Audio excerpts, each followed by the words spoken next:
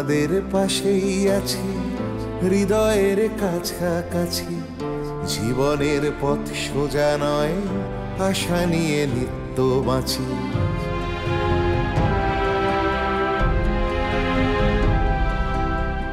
শিক্ষা ছড়িয়ে পড়ুক ভেদাভেদ শূন্য করে, এ বেলা নাই বা জুটুক, ও বেলা জুটতে পারে। বিপ্লব আসছে দেখো নারী, তুমি পিছিয়ে জানি, চলে ওঠো নিজের আলোয়, মুছে দাও দুঃখ গ্লানি। এভাবে আর থেকো না হাহাকার জড়িয়ে বুকে, আমি হাত বাড়িয়ে আছি, সাড়া দাও আমার ডাকে। আমি হাত বাড়িয়ে আছি, সাড়া দাও আমার ডাকে।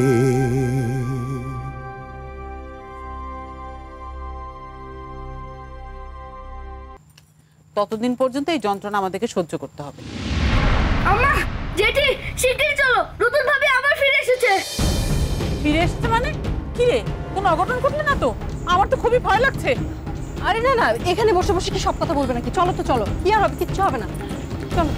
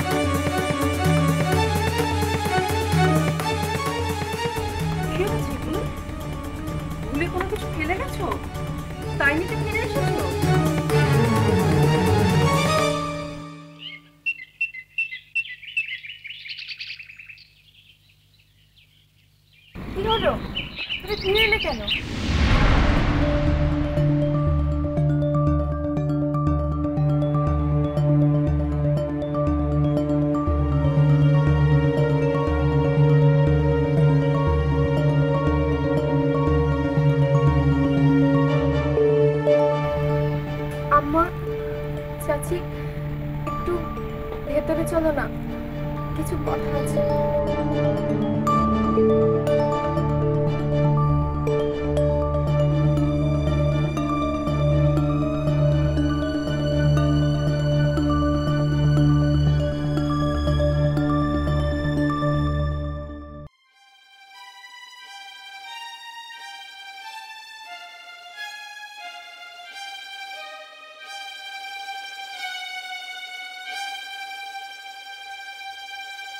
আম্মা, চাচি, একটু ভেতরে চলো না, কিছু কথা আছে।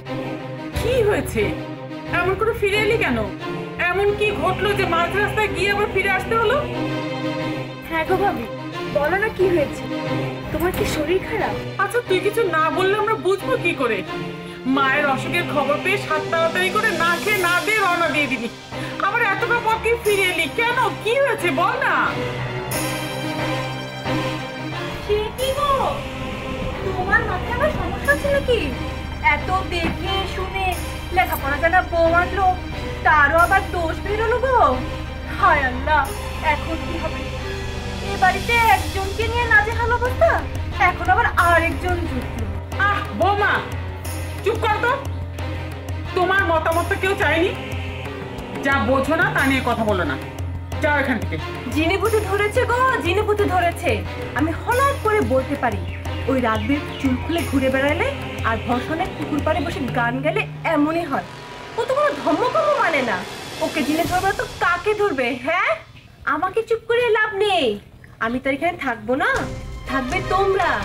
আজ বাদে কাল তো আমি চলে যাব, তাই এখনো বলছিলাম সময় আছে, আব্বাকে খবর দেই, ওই জল পড়া এনে ঝেড়ে ঝুড়ে দিলে সব ঠিক হয়ে যাবে।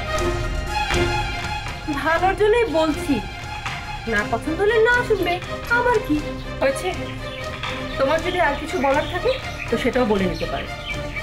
আর যে জল পড়ার কথা বললে না, সেটা তোমার আব্বাকে বলবে, তোমার মাথায় থাকবে। তাহলে তোমার মাথাটা একটু ঠান্ডা হবে। আরেকটা কথা কান খুলে শুনে রাখো, আমার এই যে পাগলামোর কথা তুমি বললে না, এটা না এই জীবনে ভালো হবার নয়। তাই এখানে যে থাকবে তাকে ওগুলো সব সহ্য করেই থাকতে হবে। আর যদি তোমার না পোষায় তাহলে তোমার যখন খুশি তখন এখান থেকে চলে যেতে পারো।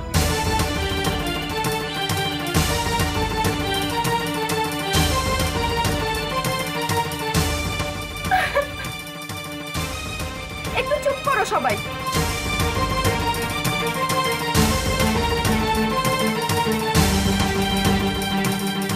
আমার জিনে ধরেছে না, আমার মাথার ব্যামো আছে, আমি জানি না আর জানতেও চাই না। আর যে কারণে আমার অসুখ উপেক্ষা করে আমি এতটা পথ গিয়েও ফিরে এসেছি, সেটা শুনলে হয়তো অনেকের কাছে খুব তুচ্ছ বলে মনে হবে, কেউ আবার আমার পাগলামিও ভাবতে পারো। কিন্তু আমার কাছে মনে হয়েছে আমার কাছে ফিরতে খানিকটা দেরি হলেও কোনো ক্ষতি নেই, কিন্তু এখানে ফেরাটা খুব বেশি জরুরি। তার কারণ হলো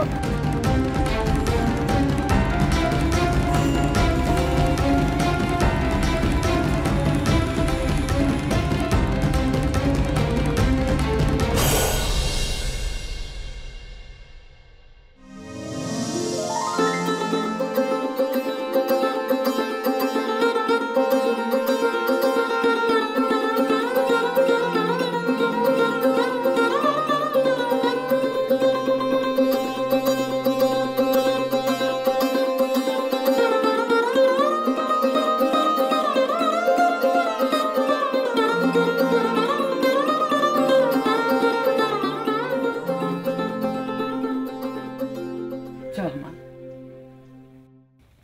তুই নিজের হাতে গিয়ে ভাতের হাঁড়িতে দিয়ে আসবি।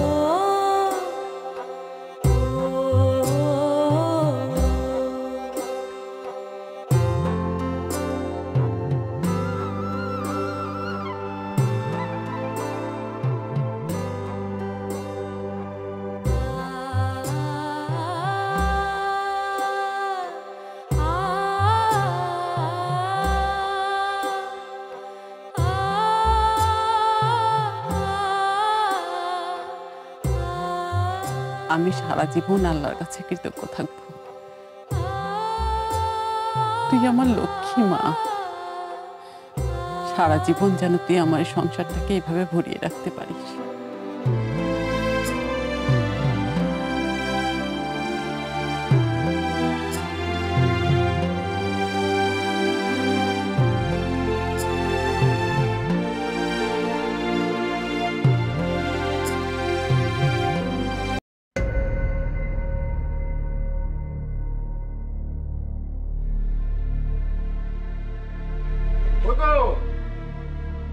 সব গেলে কোথা?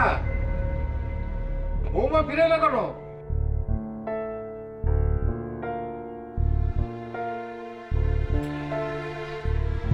আচ্ছা ব্যাপারখানা কি বলতো? বৌমার মায়ের অসুখ শুনলাম, সে বাপের বাড়ি রওনা হলো, আবার ফিরেও এলো।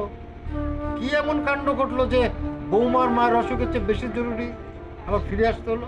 আবার তোমাদের সবার হাসি হাসি মুখ, আমি তো কিছুই বুঝতে পারছি না। এই বাড়িতে সাক্ষাৎ লক্ষ্মী এসেছে কর্তা, সাক্ষাৎ লক্ষ্মী। এই মেয়েকে যেদিন আমি প্রথম দেখেছিলাম সেদিনই বুঝেছিলাম ও তো সাধারণ মেয়ে নয়, আল্লাহর অশেষ রহমত আছে ওর উপর। ও যে বাড়িতে পা রাখবে সেখানে সবসময় ভালোই হবে।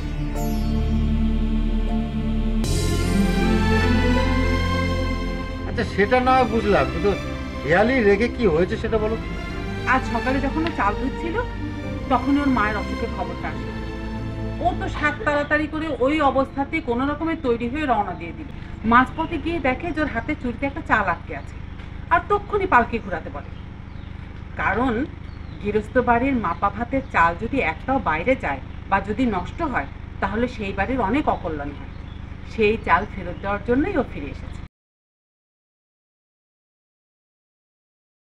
যেমন আছো মা তেমনই তুমি একদিন অনেক বড় হবে।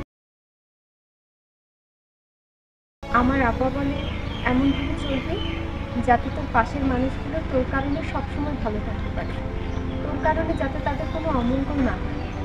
আমি সেভাবে চলারই চেষ্টা করি, এটাই আমার ধর্ম। ওখানে আম্মা একা কষ্ট পাচ্ছে, কিন্তু এখানে আমার কারণে গোটা বাড়ির অকল্যাণ হবে, সেটা তো আমি আর হতে দিতে পারি না। তুমি যদি তাড়াতাড়ি ফিরে এসো, আমি আবার আমার মন খারাপ করি।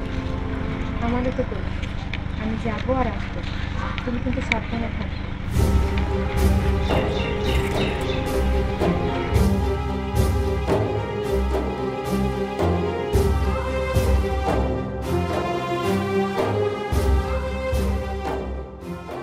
শোনো, তোমার মায়ের জন্য একটা ওষুধ দিয়ে দিচ্ছি, খেলে আশা করি ভালো হবে। এই মোট ওই আলমারির বাঁদিকে একটা লাল রঙের ওষুধ আছে, ওটা নিয়ে আসি। তোমাদের গায়ে তো যে কালীচরণ কবিরাজ আছে, আশা করি কোনো অসুবিধা হবে না। আর যদি কোনো অসুবিধা হয় আমার আব্বাকে বলো, আমাকে সংকোচ যেন না করে। কথা একদম সকালে আমার প্রথমবার যাওয়ার সময় আপনার সাথে দেখা হয়নি তো, তাই মনটা কেমন যেন করছিল। এখন আমি নিশ্চিন্তে যেতে পারবো। তোমার সঙ্গে দেখা না হলে আমিও তো নিশ্চিন্ত হতাম মা। যে উপরে একজন বসে আছেন না, উনিও চান যে বাপ বেটির সঙ্গে দেখা, সেই জন্যই তো এত কাণ্ড ঘটালো। যাক, আল্লাহর নাম করে রওনা দাও।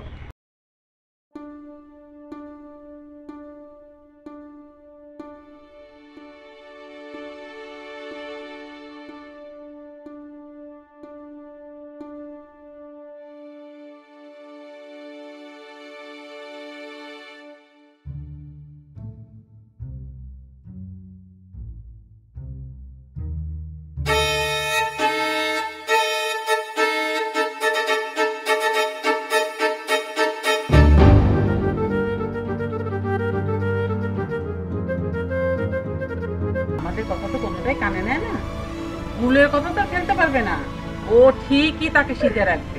আচ্ছা বুঝতে পেরেছি, আর বলতে হবে না। যাও, সাবধানে যেও, আর পৌঁছে যত তাড়াতাড়ি পারো একটা ফোন। হ্যাঁ, এই এসো।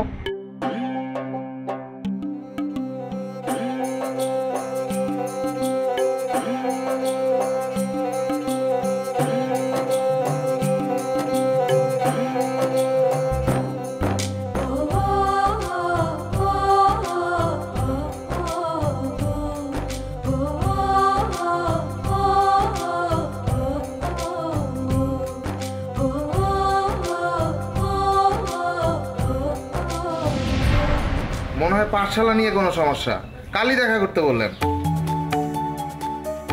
স্কুলের আবার কি সমস্যা?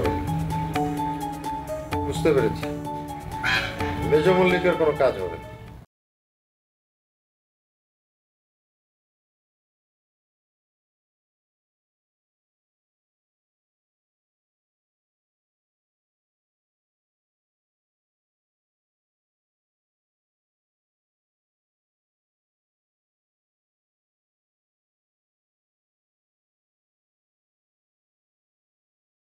ভাইজান, ফুলমিয়ারে নিয়ে কিছু ভাবছেন? এতে ভাবাভাবির কি আছে? আমি তো বলেছি ওই মেয়েকে ঘরে তুলবই না। দু কলম লেখাপড়া শিখে অহংকার আর ধরে না, অথচ ওর বাপ ওই কবিরাজ দুটা ফুটো পয়সাও দেয়নি। আমি তো আগেই বলেছিলাম ওই মেয়েকে ঘরে ডেকে এনো না, তা তো আমার কথা কেউ শুনলে না। এখন সামলাও, আমি তো মুখ্য সুখী মানুষ, তাই না? যেমন বাঘ যেতে ঘরে ডেকে এনেছিলে তোমরা। আহ বিবি, তুমি চুপ করো। আমি কি ইচ্ছে করে ওই ভুল মেয়েকে ঘরে তুলে এনেছি? এমন হবে আমি বুঝতে পারিনি। ভাবিজান, ভাইজানের তো দোষ দেওয়া লাভ নাই। ভাইজান তো ফায়দা লুটতে গিয়া সওদা করতে গেছিল, আর ভুলটা তো ওইখানেই হয়েছে। ভাইজান, ওই মোহর আলী কিন্তু লোকটা ভালো না। ওর সাথে এমনভাবে কাম করতে হইব যাতে ও আমাকে কোনো ক্ষতি না করতে পারে। সেই জন্যই তো চুপ করে সময়ের অপেক্ষা করছি। যদি অন্য কোনো ঘরের মেয়ে হতো তাহলে এতক্ষণে আমি তাকে তাড়িয়ে দিয়ে আমি আমার ছেলেকে দ্বিতীয়বার বিবাহ করাতাম। সবাই বলে মোহর কবিরাজ অনেক নাম ডাকের মানুষ, অনেক টাকা পয়সা, অনেক জায়গা জমি। তার মেয়ে আমার ঘরে আনলে আমার সৌভাগ্য, আমারও ইজ্জত হবে, সবাই আমাকে সালাম ঠুকবে। আমার বন্ধুরা সেদিন বলেছিল পণ বাবদ কিছু না চাইতে, তাইলে নাকি বিয়েটা ভেঙে যাবে। মেয়ের বাবা বিয়ের পরে এমনিতেই জায়গা জমি আরো অনেক কিছু দেবে। জমি জায়গা না ছাই কত ভাবি কি আনছে বাপের বাড়িতে? ওই কাঁসার দুইটে হাড়ি পাতিল আর ওই রূপর দুইটে বাসন কুসুন, আর গয়না বলতে তো টিনির মতো পাতলা ফিলফিলে কয়টা গয়না। এই বলে বড় লোক বাপের নমুনা। জানিস, আমার কত স্বপ্ন ছিল যে আমার ছেলের বউ ও বাড়ি থেকে অনেক জিনিসপত্র নিয়ে আসবে। কই, উল্টো আমাদের উপরে সব দায় পড়েছে। তার উপর পোলাপন হলে কত খরচপত্র বেড়ে যাবে, সেগুলো কেটে দিবি। তাছাড়া আমাদের বংশের রেওয়াজ তো তুই জানিস, এই সংসারে প্রথম সন্তান মেয়েই হয়। ছেলে হলে তাও এখন কথা আসছিল। শোন, এখন কিন্তু একটাই উপায় আছে আমাদের, আর তা হলো ছেলের বউ বাপের বাড়ি থাকতে থাকতে ফুলকে দোষটা সাজিয়ে দেওয়া। তুমি ঠিকই বলেছো ভাবি। ফুল মিয়া যদি আবার নতুন শাদি করে নিয়ে আসে তাহলে ওই বাড়ির থেকে তাদের মেয়েকে আর এই বাড়িতে পাঠাবে না। আমার নিজের বাপের বাড়ির গ্রামে গিয়ে বাইসে বাইসে সবচেয়ে সুন্দর আর বড় লোক বাড়ির মেয়ে নিয়ে আসবো, তুমি দেখো। কি বলছো কি তোমরা? টাকা ছাড়া কি মানুষের কোনো দাম নেই? আর তাছাড়া ভাইজানের তো দায়িত্ব ভাবিকে খাওয়ানো পড়ানো। ওই তোর কে ডাকছে রে বড়দের মধ্যে? যা যা নিজের কাছে যা।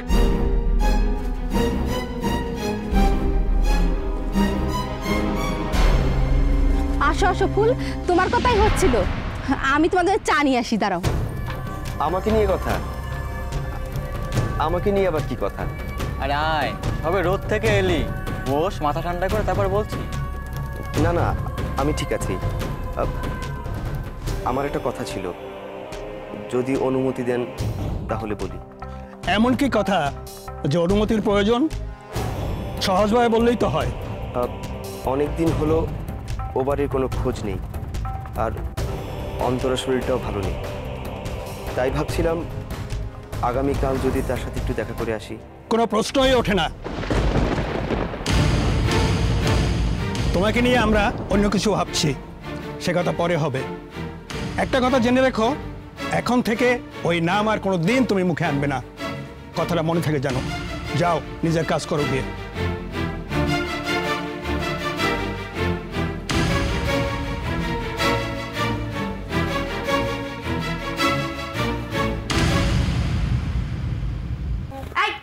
অনেক বাড়াবাড়ি করতেছিস। পার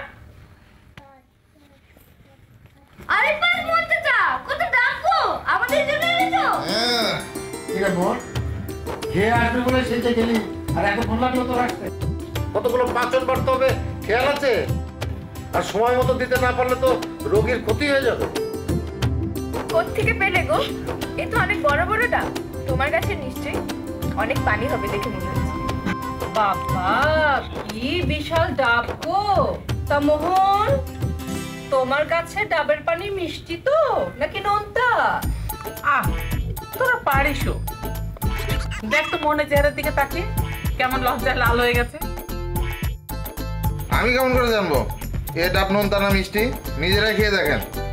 আর তাছাড়া এটা আমার কাছে না। তবে কার কাছে? এতগুলো ডাব কে পাঠাবে? না মানে খাওয়া দাওয়া সেরেই আসতে নিয়েছিলাম, তখন পাঠশালার সামনে পুষ্প দিদিমানির সাথে দেখা। উনিই দিলেন উনার কাছের ডাব, আর বললেন কর্তা আর পরিবারের সবাইকে নিয়ে দিতে, আর বললেন আপনাকে আর ওই বদ্যি মশাইকে একবার দেখা করতে। কি যেন একটা সমস্যা হয়েছে, মনে হয় পাঠশালা নিয়ে কোনো সমস্যা। কালই দেখা করতে বললেন। স্কুলের আবার কি সমস্যা হলো? বুঝতে পেরেছি, মেজ মল্লিকের কোনো কাজ হবে। এখন চল কাজগুলো সারে।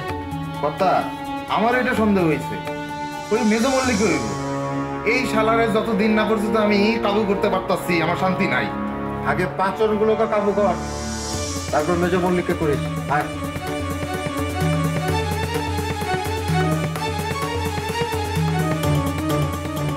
আচ্ছা, সবার নজর কি একটা মানুষের উপরে পড়ে? এই একজনই কি সবার ঝামেলা সামলাবে? একটুখানি তো নিজের সংসারের দিকে নজর দেওয়ার উপায় নেই। যত সব উটকো ঝামেলা, ভাল লাগে না বাবু। কটা ডাব পাঠিয়ে যেন একদম কৃতার্থ করে দিয়েছে।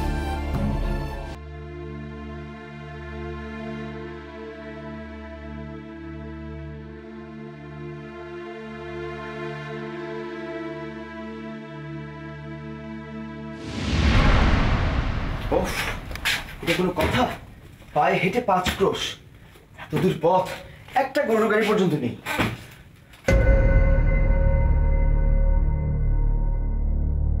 অন্তরা,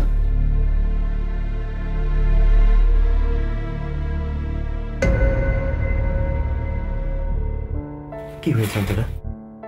তোমার মুখটা অমন দেখাচ্ছে কেন?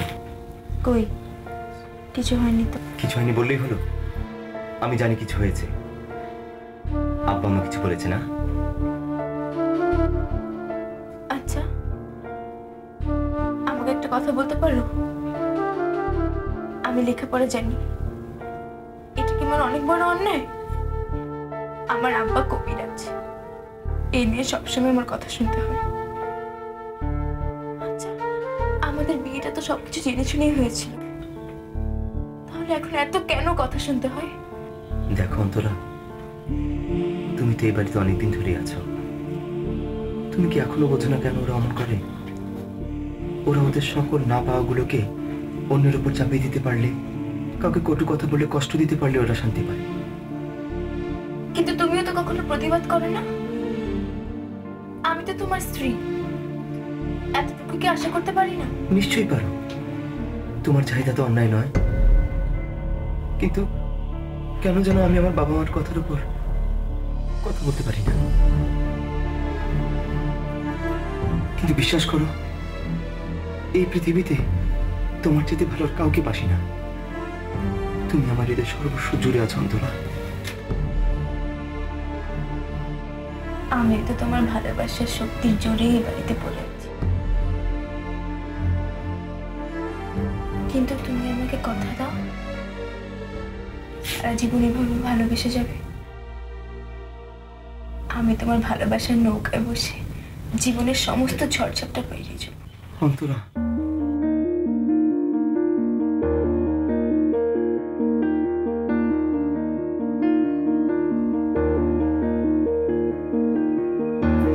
অন্তরা, অন্তরা, অন্তরা কি করছিস? শরীর খারাপ? আমি আমাকে ডাকছি। আমাকে ডাকতে হবে না। মানে আমাকে ডাকতে হবে না কেন? কি আশ্চর্য, তুমি এই মাত্র বমি ভাব করলে। তুমি কি কিছুই বুঝো না? কি আশ্চর্য, বুঝি না বলে বুঝবো কি করে? বসো।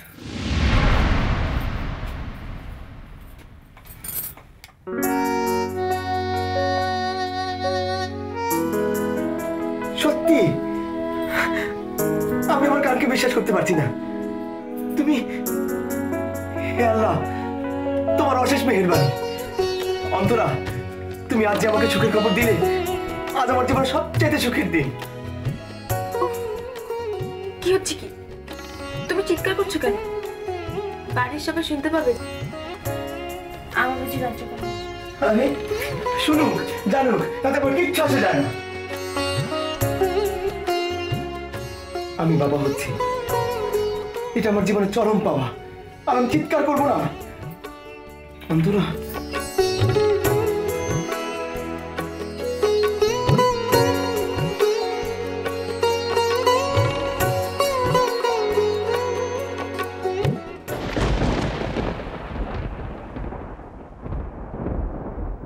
আম্মা, আম্মা, ওই তো গুল এসে গেছে।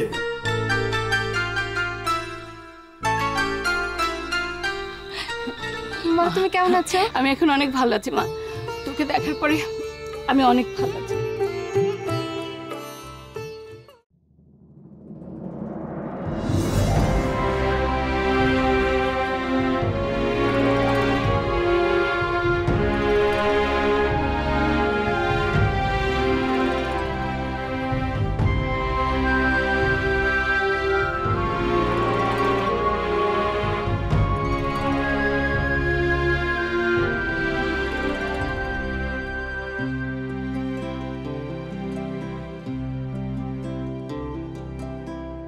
তোমাদের পাশেই আছি হৃদয়ের কাছাকাছি, জীবনের পথ সোজা নয়, আশা নিয়ে নিত্য বাঁচি।